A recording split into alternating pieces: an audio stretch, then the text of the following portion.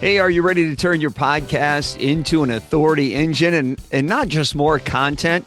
Well, welcome to Influential Voices of Authority. This is the podcast for coaches, consultants, and experts who are ready to stop being the best kept secret in their niche and become that sought after authority. I'm your host, Erik K. Johnson, podcast talent coach and media veteran. In each episode of Influential Voices of Authority, I sit down with industry leaders and visibility experts to uncover how they use their platform, their voice, their message to build trust, grow their audience, and attract premium clients. That's what Influential Voices of Authority is all about. If you're ready to turn your voice into your greatest asset, you're in the right spot. Welcome to Influential Voices of Authority. Hey, on this week's episode, I want to talk to you about connection and how connection can really help you grow in a really powerful way. You know, most podcasters interview guests on their show because guests are easy. You just ask some great questions, you have some great conversation, and you turn your show into some amazing content. But unfortunately, a lot of podcasters choose their guests based on three things. They base their guest recommendations or choices on popularity, on network size, and on their own personal interest. And I get it. You want to talk to people that you're interested in, but instead you should be selecting your podcast guests on other criteria instead of popularity, network size, and personal interest. You should base your guest selections on alignment with your ideal buyer. You should base your guests on complementary problems they solve that are complementary to yours. They're in alignment with your problems that you solve for your clients. And you should base your clients on strategic positioning, those people that can put you in front of the right audience. If you're trying to grow your audience, you're trying to grow your podcast so that you can grow your business and become that influential voice of authority, you need to select your guests with intention. You need to be strategic about it. You need to find guests that are in alignment with you. Maybe they're serving the same audience you're serving, but in a different way, in a complementary way, in a way that aligns with you but doesn't necessarily compete with you. You need to select guests who are in alignment with your ideal buyer. They're speaking to the same ideal client that you're trying to reach. And you select ideal guests to be on your show because of strategic positioning. They could put you in the right room, in front of the right audience at the right time. So when you're inviting people to your show, you need to ask yourself, does this guest attract the buyer that I want to attract? Or is it just more audience? We're not looking for quantity. We're looking for quality. You need to choose guests who speak to adjacent pain points that you solve. If you're looking to attract more clients and more customers and more buyers with your podcast, select guests to be on your podcast that align with that ideal buyer. They solve adjacent pain points to the pain points that you solve for your ideal client. Maybe you help online entrepreneurs build their website. Maybe you align with somebody who helps them build funnels or helps them do Facebook ads or helps them keep their books or a variety of other ways. But find those that are adjacent to what you do. Find guests who have audiences that mirror your ideal buyer. The people that you are looking to reach, find influencers who already have those people in their audience and invite those influencers on your show. You need to invite guests that reinforce your positioning. If you're looking to build your authority with your podcast, find guests that do that for you, that put you in front of the right audience and reinforce your positioning so that they elevate your authority, that your authority grows just by being in their presence. That's how you use your podcast to grow your audience, grow your influence, grow your authority, and more importantly, grow your business. So if you're like me, if you help podcasters monetize, you want to bring guests on your show that teach your listeners how to do high-ticket sales or how they design their offer. Or maybe you bring a guest on that talks about buyer psychology or authority positioning. I mean, there are so many adjacent avenues that these guests could serve that you can bring on your show that help do what I do. They don't do exactly what I do, but they help the same audience that I help. Not random entrepreneurs, not anybody that sends me an email and wants to be on my show, but strategic partners. You're bringing people on your show that can help elevate your authority. Because when you do that, when you create strategic interviews, you leverage borrowed trust. Their audience already trusts them. And when they introduce you to their audience is going to trust you as well. That's borrowed trust. And you can leverage that borrowed trust to grow your influence and your authority.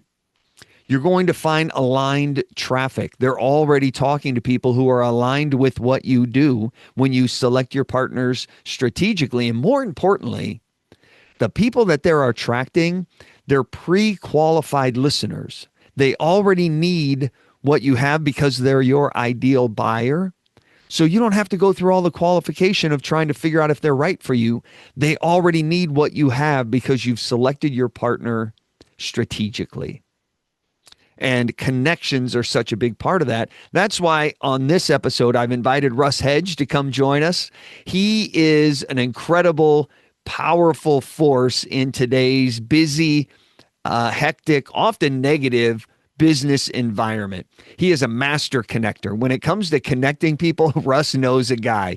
He's a master at connecting. He is a master when it comes to working in marketing and sales. He's been doing it for over 35 years, and he's here to share some secrets, tips, and tricks on how you could be a master connector too. Russ is an inspirational speaker. He's an international best-selling author, and he's a marketing coach. But more importantly than that, he also hosts 3 different shows. Those include Marketing with Russ, The Experience Live with Russ and Scott, and Russ Reels Live. 3 different shows. He's going to talk about how he juggles all of that and continues to be the master connector that he is. He is on the show today to help us grow our authority through the power of connection using our podcast. So enjoy my conversation with Russ Hedge. Hey, Russ, welcome to the show. Thanks for joining us today. Great to see you. So great to be here, Erik. Thank you so much. It's just a blessing to be on. Yeah, I love to have you. You know, I'm reading through all of this, and you have 4 shows, which is crazy. You know, I could barely juggle one. Tell me about the day you launched your first show. What you were going through, and the emotions that it stirred for you. Well, I'm telling you, it was really a kind of a learning process. So when I first started, my very first podcast was called Moments with Mama. It was with my mama in her memory care. It's how I learned how to do the whole process, but it was so great because my mama was the happiest person alive. And it was so encouraging and uplifting for people to see somebody going through adversity, but still loving life. She was still at a point where she could have conversations, and it was a hoot. It was so much fun. I loved it. I take it she's no longer with us. She is no longer with us. It's been a few years now. She is now in heaven, but it was just really a blessing because she was one of those Alzheimer's patients that still loved life and was very happy. She didn't know what was going on all the time, but she loved she loved life. Yeah. Do you ever go back and listen to those and just kind of relive the moments with her? I do, I do, and really, God used that to be for me to share with so many people. There were so many people going through struggles with their family, whether it was memory issues or whatever, and it's just so uplifting because it can be such a struggle sometimes. So it was really a blessing. Yeah, absolutely. And podcast, what a great way to create that scrapbook and that memory. You know, I wish I knew what my mom sounded like. I lost my mom probably 25 years ago now, and we don't have any recordings of her. I had a little 8 millimeter film of her from the 60s, but it was silent. Like there was no audio there, so I don't have any recordings of her. It would have been great had she been around through podcasting where I could have interviewed her and done Oh yeah. something similar. That would have been amazing. So you come out of that one. What inspires you to launch the other 3 shows? Well, yeah, actually, I'm nowadays I'm actually up to 6, but I had But Who's I counting? had the first one I did after that was called Marketing with Russ that I still have. Okay. And that was all about what I was doing, marketing coaching and helping clients just deal with, their connection, community building, and their visibility in the market. And so that's really what encouraged that one. It started as just a podcast and then became a live stream. So today with my live streams, we go live, then it becomes a video podcast, then it becomes an audio podcast. So it's a whole progression. Oh, wow. And yeah, it's so much fun. And, that one was really more about marketing, but it became more about connection and community building because to me, that's the foundation of all good marketing plans, all good business really is connection and community building. Yeah, that's what I talk about often with my clients is how to use the podcast to build powerful, profitable relationships, how to connect with your audience in a meaningful way, which I love. Yeah. So you have, do you have four? You said you have six, but are there four that are active that you're still producing active content So for?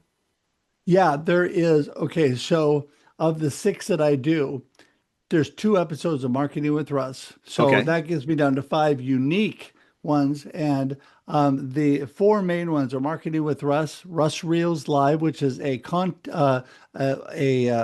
panel-driven, topic-driven show, meaning I bring in a panel of anywhere from 5 to 8 people, sometimes more, and we go around a topic. We have a discussion, and it's really a lot of fun. I also How often are you publishing that one? That's once a week. Once a week. That's You get a panel yeah, together once a week. That's awesome. yeah. And then I have the experience live with Russ and Scott. I have a co-host, D. Scott Smith. We expanded from that, which was all about the experience of life. So it's kind of an open topic. Whatever people are experiencing, we promote them and their business, their nonprofit, whatever. Okay. Um, we Is expanded that from also that. once a week? That's once a week. Yep. Okay. All of these are at least once a week. And Got then it. we added the experience local live with Russ and Scott, and that is a show called the underlying topic of that is believers in business. So it highlights people of faith in local business. So Yeah. people in the local area that are believers, we highlight that. Uh, and then we added a show called The Experience Backstage, which was an Instagram only live stream. That's the only one that's only a live stream on Instagram. And Okay. it's prior to our Wednesday show, which is The Experience Live with Russ and Scott. It's kind of us getting ready for the show. We added in another co-host. Her name is Shri, and she helps us. She gives video tips as well as just kind of helping keep Scott and I, online as we're getting ready for the next show. It's kind of just a fun preamble to The Experience Live with Russ and Scott. Yeah. Well, how does the traffic differ between the shows? Do you have one that really stands above the others? Well, it's really interesting because they're all at different times and they attract a different audience. And I think the experience live with Russ and Scott was our first live stream. And so it first did really well. The marketing with Russ kind of took over as my mainstay. But depending on the panel, my biggest shows have been Russ Reels Live because you have more audiences coming together.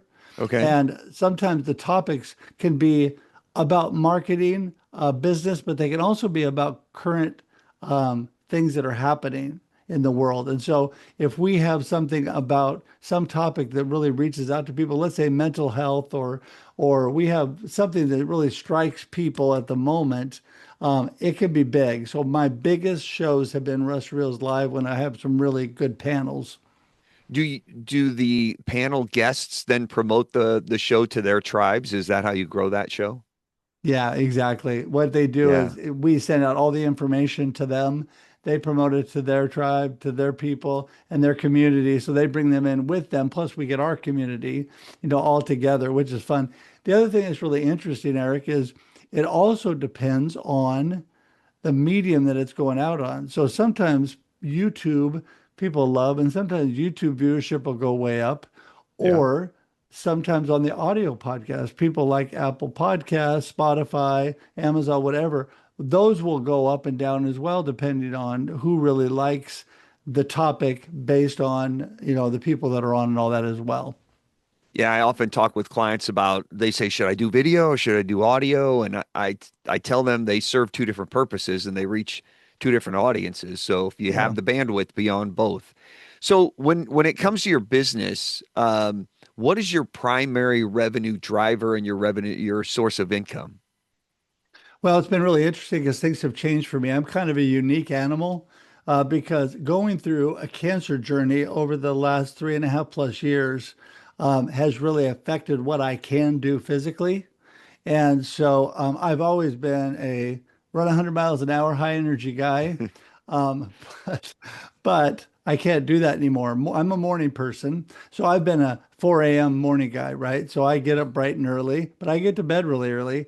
And now afternoons have been a lot of rest for me because I need that for my body. Okay. So what I've done is it's changed the amount of clients I could take on and the amount of work I could really do. So what I've really focused on is inspirational speaking, which I love to speak to people. It really just fires me up. Yeah. And then the live streaming and podcasting. And I'm an international best-selling author. So I've also spent time writing books. So those things, between the live streaming and podcasting, which I can mold around my schedule, Yep. the obviously the writing of the books I can mold around my schedule, and the speaking I can choose what I can do and what I can't. And so those have really been my highlights. The number one revenue driver when I have time is the speaking, obviously. Usually Okay. people will hire me and also buy a copy of my book. So everybody in the audience will get a copy of one of my books and, and I'll speak. But my mainstay that's really kept me going, especially when I had surgeries and things were going on and I was down, has been my live streaming and podcasting because we monetized that from the get-go. And so Oh, that's nice. kind of kept me going. It's allowed me to hire uh, an assistant, but I really call her my teammate because she is amazing and keeps my business running when I can't. And how are you monetizing the podcast? So when we started off, I thought, I love this, right? I love talking to people like Erik and having a great time and meeting new people, but I've got to make money because it takes a lot of time, right? Sure. Yep. And you could probably guess that 6 live streams a week and converting and all the things that go into it, no way I could do that by myself, just that alone. So I had to hire somebody as well, and so be able to pay for that.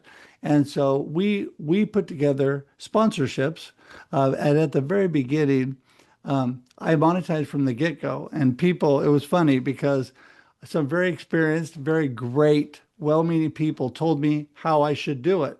Right. And you know how they talk about people shooting all over you? Yeah, they Well, everybody's got their opinion and they should all over you. oh, they do. And I'm Yeah, telling you, all these people told me what I couldn't do. right. And I said, well, thank you so much. And I was really grateful. And they go, what do you think? And I said, well, I've already monetized all my live streams. And when I started off, there was only one. I've already monetized my live stream.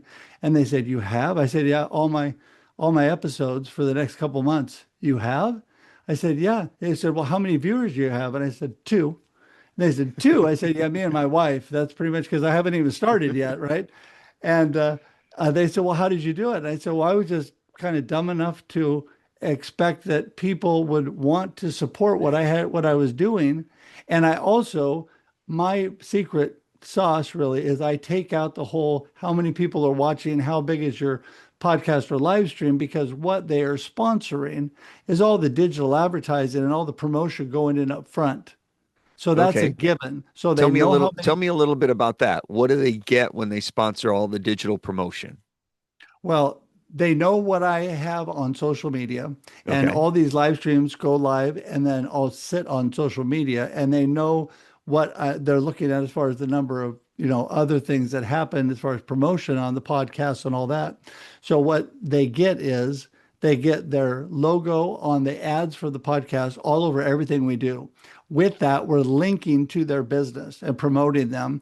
And they get a special ad. We do a special digital thank you ad promoting their business and doing all that for them as well. So it's a 5-to-1 value. Oh, wow. They're getting all the creation of the ads, all the work going into that. They're getting all the promotion and all of that before we ever get to the live stream, which during the live stream, we have a sponsor video where they get their logo and a mention and their contact information given both video and audibly. So people get it on the video podcast and the audio podcast.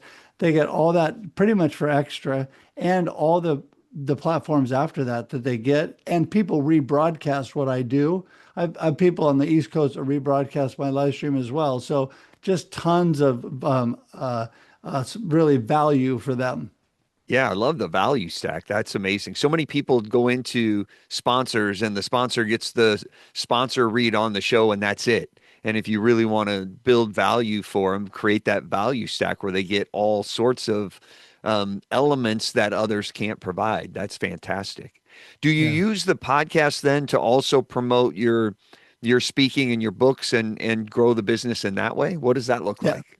Yeah, everything. So, I mean, obviously, in the intro, it talks about my book, my speaking, and all that I do, and it shows little clips of me speaking and a picture of me with my book and all these kind of things as well. So, always promoting that. And also, I bring on people. I handpick everybody that comes on. And Erik, you need to be on my live stream, by the way, but I handpick everybody that comes on. And so by building those relationships, by going in the time it takes to do the live stream and talk to people and do all that as well, I'm building those even more and connecting with people even deeper. And so then, and also giving them value because they're able to promote themselves. And that through that whole process promotes everything about me too. So that helps. Yeah, that's amazing. That's great. Give me, tell me about a time where the show, one of your live streams, has really opened a big door or an opportunity for you. Wow. I don't know. I think one example I think that I might have is when, you're only one person away from some maybe big names, other people. And I had one friend that I made early on, and she happened to know Justin Guarini from American Idol. Oh yeah. And so, yeah, so what happened was by getting to know her, then we invited both the two of them on the show together. And so then he's like, "Oh yeah, sure." So then we get somebody with a bigger name on the show. Um, Same thing. I had really good friends that said you got to get to know Bob Berg of the Go Giver, and most people in sales and marketing all know him because they've read his book and used his material. And I knew somebody. I said, "Hey, Bob, I wanted to introduce myself, my good friend." Blah blah blah. Can't remember who it was now. Said you gotta get to know Bob. And sure enough, Bob's like right on. And so Bob's actually been on my show two or three times. And so, yeah, I mean, I think that meeting people is just a good example of connection and visibility.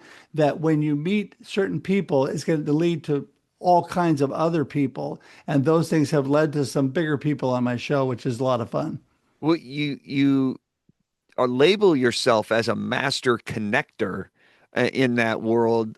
Tell me what that looks like. How is a just an average networker different than a master connector? Well, it's funny because my early connecting days before video and before COVID, which really changed the landscape of everything, I was out doing networking events and doing things. And this is when I started doing the hashtag Russ Selfie, which is part of my one show, Marketing with Russ, AKA hashtag Russ Selfie. And I started doing this. It's a long story why I started it, but I started doing it at networking events and business meetings. And what I found was people thought it was amazing and they loved to jump in. And then suddenly it became a big deal, right? Everybody wanted to be in a hashtag Russ selfie. And it was a lot of fun. And this was locally, right? And so it was just a lot of fun. But what I also did was I also would travel around. I may not have time to stay at the whole meeting, and I'd go to another big meeting that was like a half hour later in another city, and then to another meeting that was like an hour later in another city. And people are like, "You're everywhere." And so I got this reputation that I was this great connector and I was everywhere. And I want to, I admit I have definite confidence in myself and I am a very good connector and community builder, but it was even beyond that. But people started all coming to me. Hey man, you're like a master connector. I need your help. I need to know how to connect to more people to get my business to grow. And that's how that started. Do you catalog your connections, or are they all just in your head when you're talking to somebody? You're like, you know what, you need to talk to Bob or you need to talk to Sally. Social media is a real blessing in that because it catalogs things for you. Okay. So I utilize social media to keep all that straight because I do. When I tell somebody that, if I say, Eric, I really need to introduce you to Bob, what I'll do is maybe on LinkedIn, I like LinkedIn, I will connect the two of you via LinkedIn message. Say, Eric, you need to meet Bob. You guys got to know each other. You're both great guys. Here you go. And then you're both connected. And usually that turns into some really good connections. And people do that for me all the time, which is a Yeah. real blessing, especially with the shows. People like to connect people that like to be on live streams and podcasts and things like that. So it really helps. So you have marketing with Russ, and you were really into the marketing of entrepreneurs, and then that kind of morphed into your inspirational public speaking with your cancer journey and that fight as well. How do you use your shows to build your authority in your niche, whether it's your inspirational niche or your marketing niche? Well, it's interesting because I kind of combined it with things. I love the whole cross marketing approach. One of the things that helped me a lot with both the live streaming, the marketing, coaching, and speaking was my books that I put out. And behind me, life happens and then you choose. We have Yeah. hand signals for all my books. So it's life happens and then you choose every day. That happens to all of us. Every day, life happens and then you choose. So the first book I put out to gain authority and to really, really have like a big business card for myself was called Befuddled, Live the Life You Choose. It was like, don't live life befuddled and out of sorts. Choose the life you want to live. And Yeah. people loved the book, except for there was always the downers that said to me, I can't choose the life I live. Life just happens to me. And I would say, you're exactly right. Life happens, but then you choose. You get to choose your perspective. You get to Yeah. choose where you go from there. And they're like, hmm. So my co-host heard me say that over and over and over. He says, dude, that's your next book. That's how that We, came out. And I use those for authority because now when I cross promote those and people are like, wow, this guy's an international best-selling author. That's amazing. I coach high school hockey, and I often tell my boys, life isn't defined by what happens to you. Life is defined by how you react to what happens to you. Because life happens, then you choose. That's right. And the quote I use all the time too that I love is life is 10% of what happens to you and 90% of how you react to it. Charles Yes. Swindoll. And that is an awesome quote because it is so true. It's so little about what happens to you, but so much about what you do from there. And so, yeah, so true. So as you're going through that, as you're this inspirational specialist, you're on stage, you're in front of crowds and stuff, and you're telling them that, and they're like, "Yeah, sure, Russ, easy for you to say," and you're like, "Yeah, but I fought cancer. It's, cancer happens. How are you going to react to it? Yeah. How does perspective, how does mindset play into creating your platform, your message, successful content on your shows, and how does perspective and mindset play into building authority and showing up with that confidence? Well, it's exactly what you said. When you have gone through things, it really gives you a whole lot more credibility because it's hard for people to say, yeah, easy for you to say. And I say, well, everything is easier to say than do. That's true. But I said, I've been through a lot of situations, as I know everybody has. Everybody's got their stuff going on.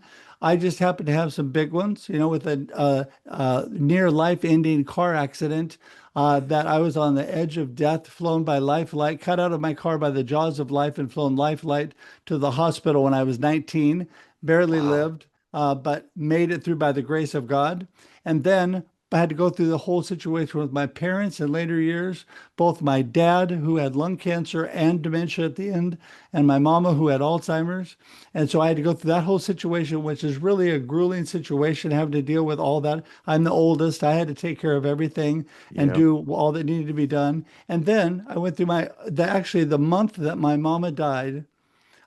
I was diagnosed with cancer. Well, that's not true. The month that she died, I found the cancer that then about a month later, I was diagnosed with that. And so, because of that whole thing, and then over my cancer journey, it started on the bottom of my foot and it went all the way to my brain, ended up in Oh, the left geez. temporal lobe of my brain. And so, there was a lot through all of that. And it's not that I am different than anybody else, because again, everybody has their stuff, but that alone makes people stop and listen a lot quicker when you've been through those kind of things.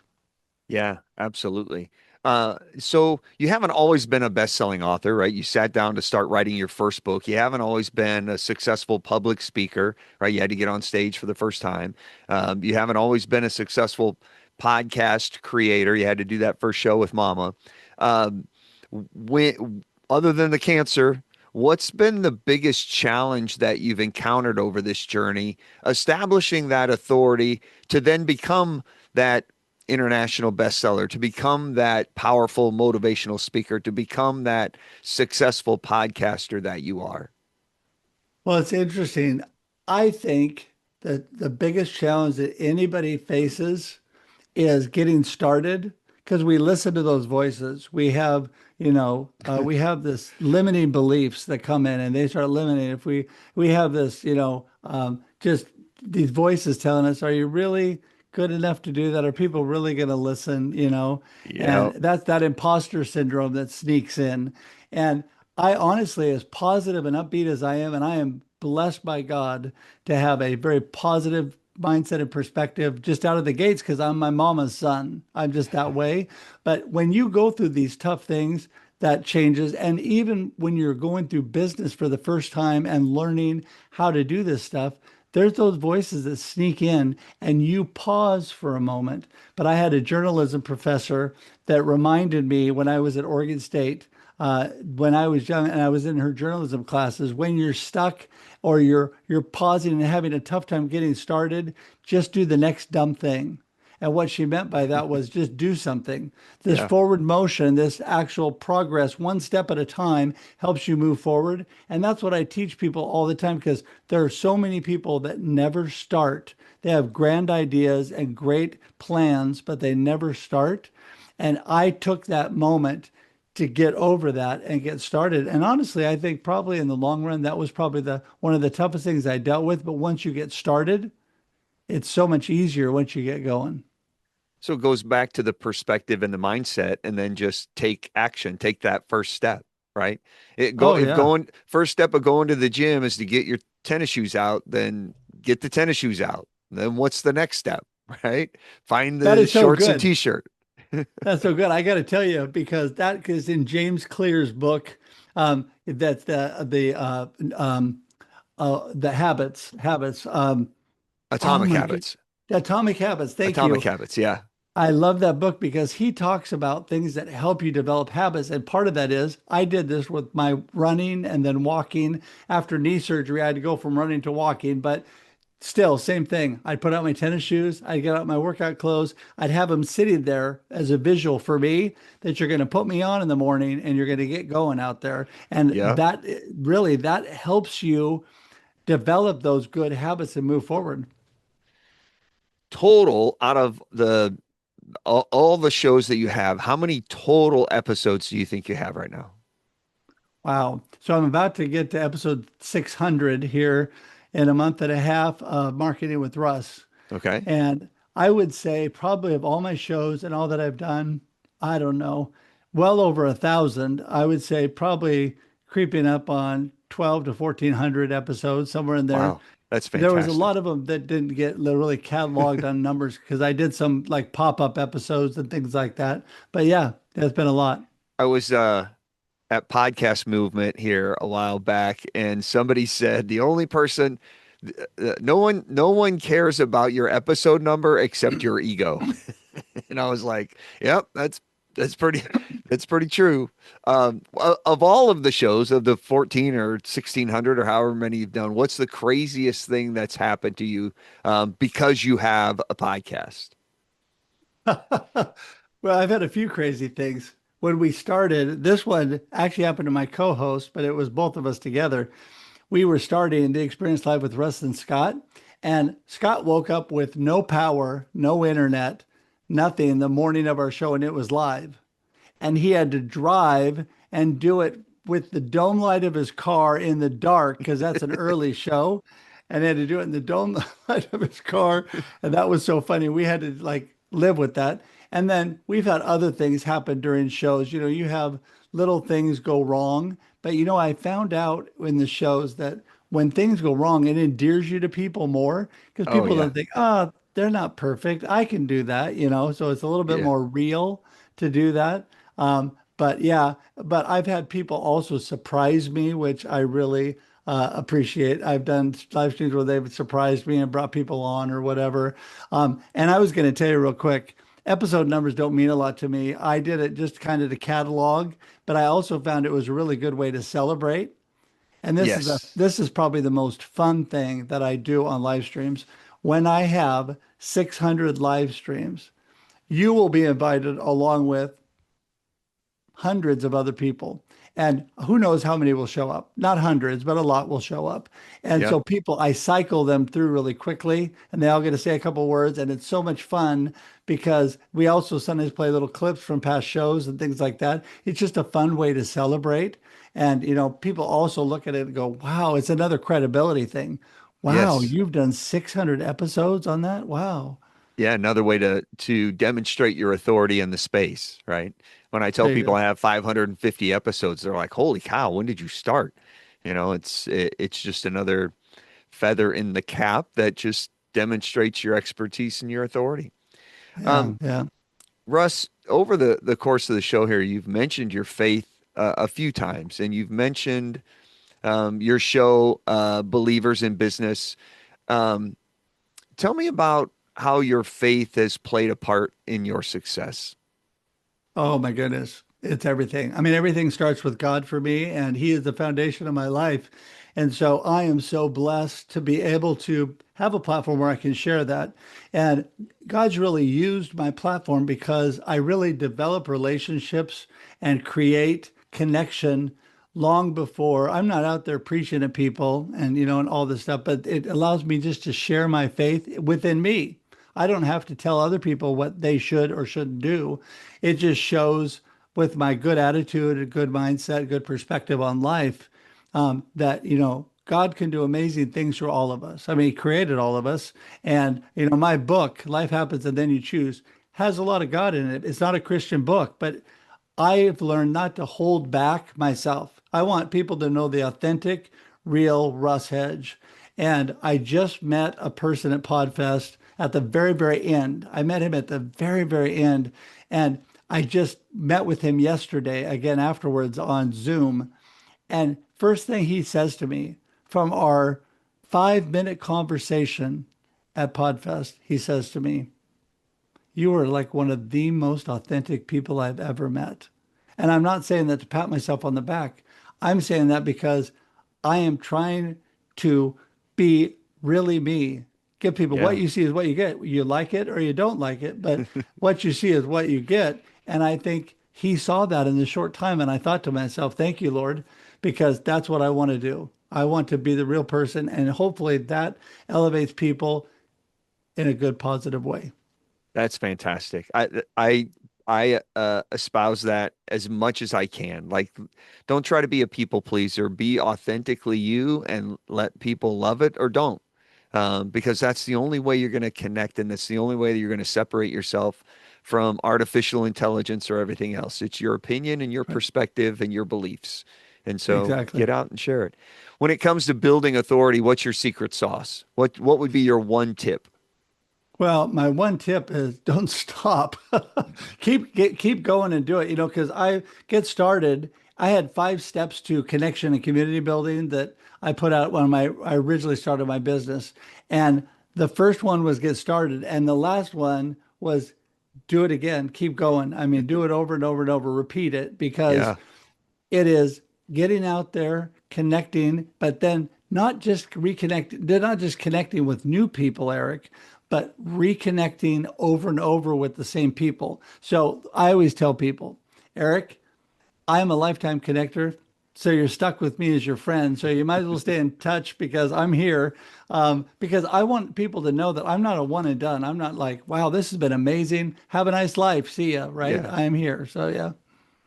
You started monetizing your show from the get-go with two listeners, you and your wife. But if you were to do it all over again, what would you do differently? I wouldn't do anything because it's amazing. Because, like I told you, all the people shooting all over me, they told me, all the things that I had to do. I had to have 1 million followers. I had to do this. I had to do that. And I really genuinely thanked them. But I did it my way that worked good for me. And I can tell you that most of the people that told me what I should do are no longer live streaming or podcasting. They're no longer, and they have no sponsors. And I have this entire time from the beginning have monetized all my shows to date. That's amazing. Yeah. You've come a long way. You've pivoted a little bit, kind of moving from the marketing to the inspirational speaker, still kind of in that transition. But what's next for Russ Hedge? Well, I have a lot of life in me. I say God's not done with me yet. And so, as long as I can shout out a positive message, that I can add people like you, Erik, value to my community and all the live streaming I'm doing, as long as I can speak life into people through inspirational speaking, as long as I can help people grow through marketing coaching and things that I'm doing, I will just keep doing it. And I know that I really I'm 61 years young, and I want to travel more with my beautiful wife and do things. So I will scale back a little bit, but I don't ever see myself short of a medical reason, like unable to function anymore, stopping completely what I do because I just love it so much. So my retirement's going to be just working a little bit less and enjoying life more, but still connecting, building community, still doing the things I do because I just love people. Yeah, lean into that purpose. So if people go over to russhedge.com, Hedge, what are they going to find there? Everything. It's my one-stop shop for all you need. All my connection points, all my social media. There's a tab for my cancer journey. There's lots of really good podcasts and live streams that I've been on that are on there that kind of tell my whole story. There's all about my inspirational speaking, all about how to buy my books. Everything you need is on there. And you can also connect directly with me. So people can actually schedule directly on my calendar. You just go to my page, click connect, go to my page and connect with me. I don't let people schedule themselves on my live streams because, like I told you, I handpick those, not because I'm all snooty and don't want people on. It's because I want people that lift others up, that have the same kind of love for life that I have. And those are the kind of people I want to be on my live streams. And so, yeah, so that way I don't have a connection link on there, but the connection link to connect with me, anybody could do. And I love to talk to people. Fantastic. Well, Russ, it's been a true pleasure talking with you. Thanks for sharing your journey with us. Thanks for sharing your tips on authority. And I really appreciate you taking the time. Thanks, Erik. I loved it. And thank you so much for having me on. Oh, what a great conversation with Russ today. You can find Russ Hedge and all of his business development resources over at russhedge.com. That's Hedge, russhedge.com. Check it all out over there and let him help you be that connector that you need to be. Hey, you've published your episodes, you've stayed consistent, you know your content is good, you know it inside and out, yet you're still not seen as the authority in your niche, right? Your podcast isn't creating the level of influence or opportunity that you expected when you launched the show. I know how it feels. A lot of the clients that come to me voice the same frustrations and experience. People listen, but they don't take action, right? Well, that was nice, and they move along. And you sound professional, but you're not unforgettable. Well, here's the truth. Consistency alone doesn't create authority. It's intentional leadership that creates authority. So if you are ready to turn your podcast into an authority engine, and not just more content that you publish each and every week, but really use it to build your authority, if you'd like to move from being the best kept secret in your industry to being that recognized authority. Let me audit your podcast and find the gaps for you. Figure out the gaps that we need to close. Head over to podcasttalentcoach.com/coaching. You can click the button right there. You can apply to have a chat with me. We'll sit down. We'll uncover your authority positioning problems. What's holding you back from being that authority in your niche? We're going to develop a plan to help you succeed and then see how I can help you and support you to achieve your podcast goals. You can get all the details and find out all the information about your podcast audit over at podcasttalentcoach.com/coaching. On the next episode, we're going to talk with a couple great influencers. They are Taya and Britton, and they're both horse trainers, but they are incredible, powerful influencers in their niche, and they're in alignment when it comes to being partners, just like Russ talked about. How do you find people who are speaking to your audience, but do it in a complementary way? That's what Taya and Britton do, and we're going to talk to them next week. I hope you come back and join us. Until then, step into your authority, and we'll see you next time.